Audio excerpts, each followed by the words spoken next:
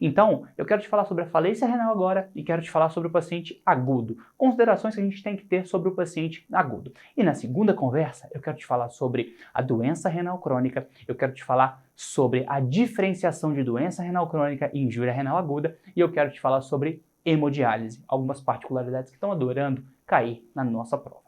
Muito bem? Então vamos começar? Vamos começar com tudo aqui falando um pouquinho sobre a síndrome urêmica. Síndrome urêmica, como eu disse, nada mais é do que a manifestação da perda de função renal. Então é a manifestação de perda de função renal. Mas para a gente saber o que é a perda de função renal, eu tenho que saber o que é a função renal. E a gente comentou isso lá na nossa primeira conversa. Eu te coloquei um néfron de todo tamanho e te mostrei que o túbulo tinha função de filtração, o glomérulo tinha função de filtração, o túbulo tinha função de absorção e funções aí de equilíbrio hidroeletrolítico. E ainda coloquei para você uma função endócrina. Então é isso que a gente tem que lembrar. Filtração, equilíbrio eletrolítico e funções endócrinas. E o que seria disfunção disso? É o que eu quero te falar. Se o paciente não filtra, ele começa a acumular algumas substâncias.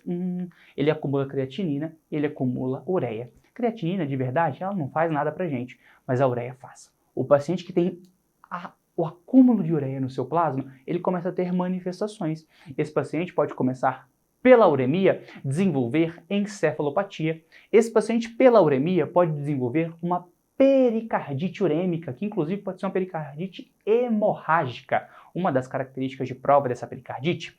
Outra coisa, o paciente que é urêmico, que tem uma ureia muito elevada, ele começa a fazer disfunção plaquetária. Esse paciente tem uma contagem normal de plaqueta, mas ela não tem funcionalidade, e aí pode predispor a sangramento pelo defeito da hemostasia primária que esse paciente não tem. Além disso, o meu paciente pode ter alguma alteração do equilíbrio hidroeletrolítico. Porque, pessoal, basicamente, o meu paciente tem uma disfunção renal, o paciente pode não conseguir urinar. Se esse paciente não urina, ele começa a acumular volume, ele fica hipervolêmico. E aí, ele começa a acumular líquido, por exemplo, no leito pulmonar e tem dispneia. Os pacientes chegam assim pra gente com dispneia na sala de emergência. Outra coisa, esse paciente não consegue excretar mais os íons que eram secretados e eram excretados pelo rim. Por exemplo, ele não excreta potássio. Esse paciente faz hipercalemia. Esse paciente não excreta magnésio. Esse paciente faz hipermagnesemia. Esse paciente não excreta fosfato. Esse paciente faz hiperfosfatemia. Esse paciente não consegue controlar o equilíbrio o equilíbrio ácido básico. Esse paciente faz acidose.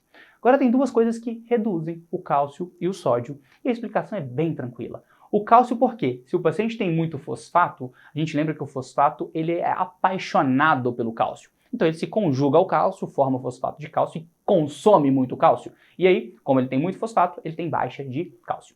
Além disso, o sódio. Lembra, o sódio quem manda nele é a água e o paciente tem muito volume. Se ele tem muito volume, o sódio fica diluído e aí esse paciente fica com hiponatremia.